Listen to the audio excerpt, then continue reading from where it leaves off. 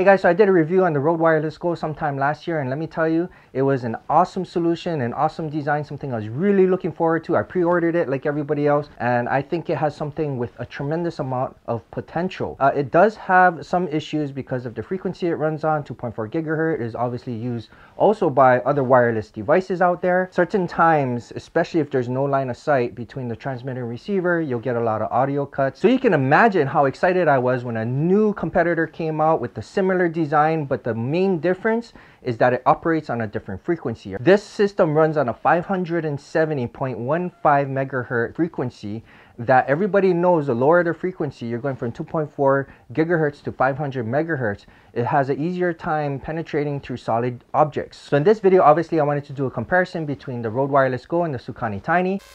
So I was super happy to receive the SOKANI Tiny to do a review and a comparison between SOKANI Tiny and Rode Wireless Go, because from a technical perspective, 570.15 megahertz up to I believe 600 something would be perfect to overcome the issues that the Rode Wireless Go currently has with audio cuts when there's physical interference between the transmitter and receiver.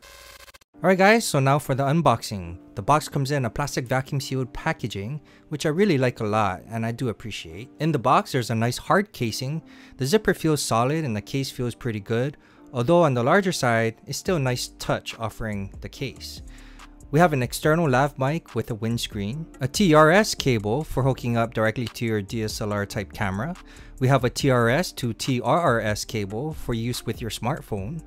A user guide that no one ever uses, a USB-C cable for what I assume is for charging and possibly a firmware update.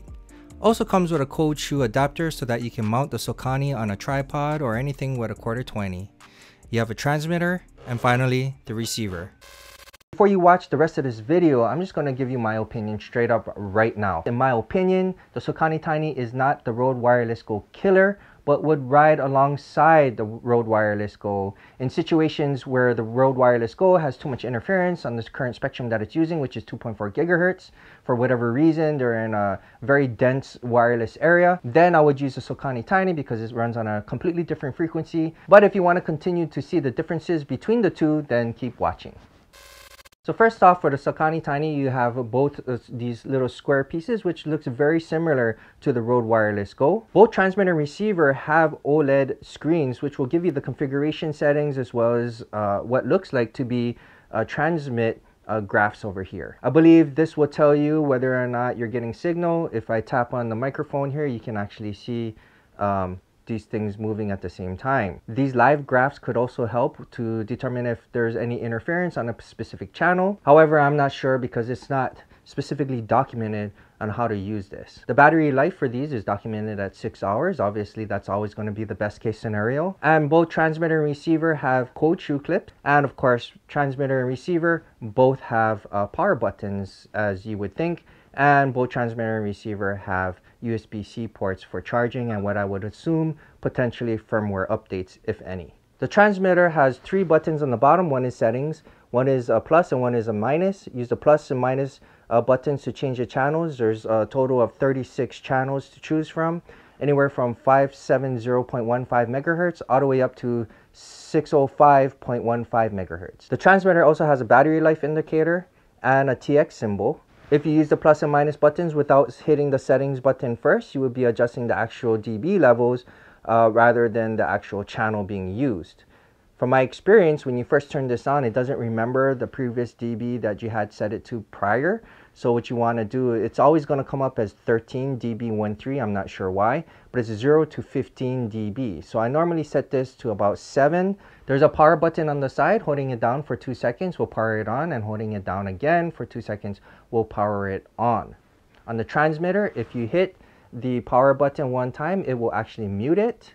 Last but not least, you have a USB-C jack over here for charging the device and or potential firmware updates if any come out. The receiver also has a battery life indicator. Same buttons on the bottom. You have your settings, your plus and your minus. If you press the settings button first, it'll change the channel. Again, the channel is anywhere from 1 all the way through 36. If you don't hit the settings button and you just hit the plus and minus buttons, then on the receiver, you're going to increase and decrease the volume. And the reason is you actually have a headphone jack here, which the Rode Wireless mic does not have. On the receiver, there's a 3.5mm output jack to plug into your camera. This is going to be a TRS connection, and to your camera will be also a TRS connection.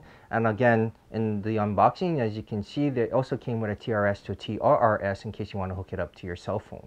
Other than that, everything else is pretty much the same between the transmitter and the receiver for the SOKANI wireless system.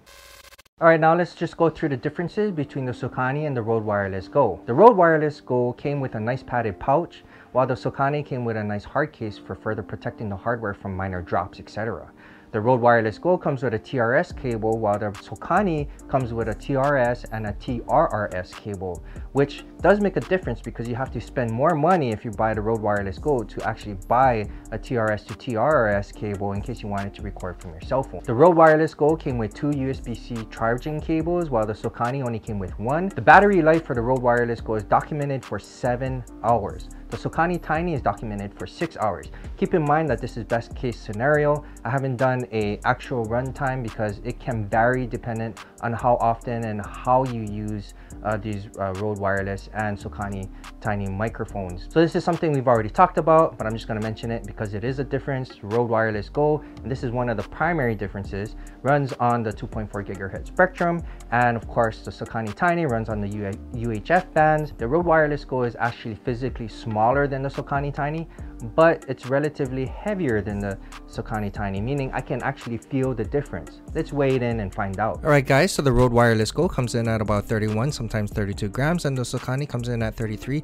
sometimes 35 grams. So while I thought the Rode Wireless Go weighed more than the SOKANI, was actually the opposite by about a couple of grams. The Rode Wireless Go does not have an input for headphones, while the SOKANI Tiny does. So that's actually a plus if you wanted to listen into your audio to see if there's any cuts or any noise floor issues or anything like that. When you power up the Rode Wireless Go, it automatically finds the best signal and syncs up between the transmitter and the receiver.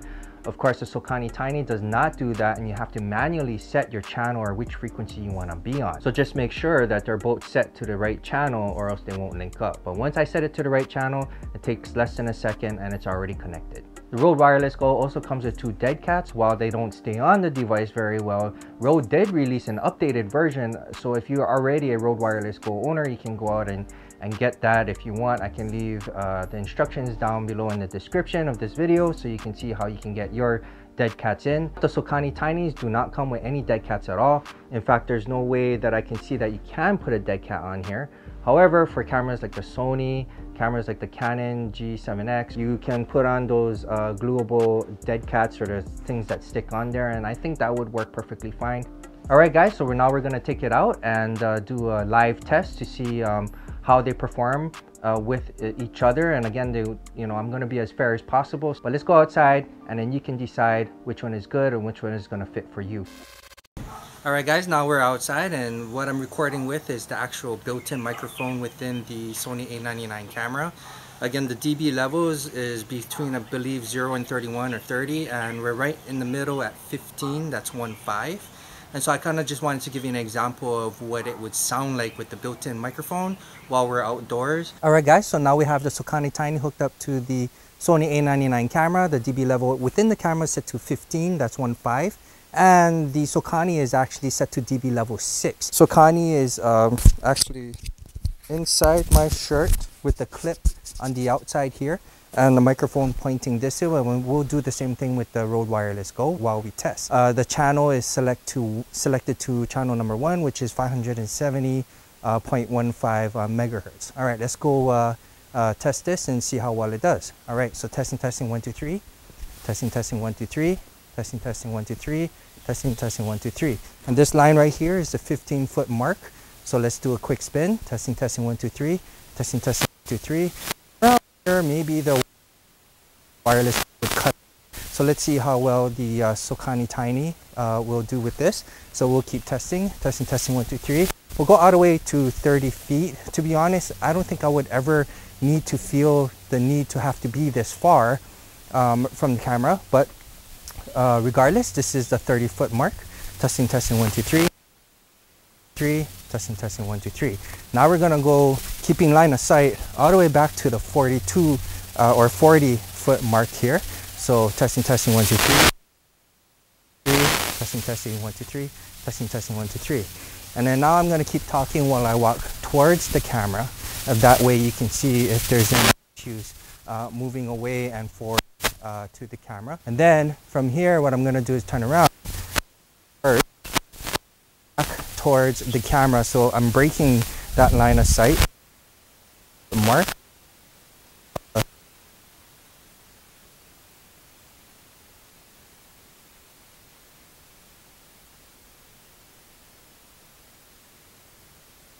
So that's pretty much it. I mean, to be honest, if you're going to be out 40 feet, need audio that far, maybe these systems are not what you're looking for, but for the most part, you know, 30 feet is more than enough in my opinion. All right guys, so now I have the SOKANI Tiny hooked up to my external lav mic, and right now it's in my pocket, and the SOKANI Tiny is actually in my pocket while the clip is facing out.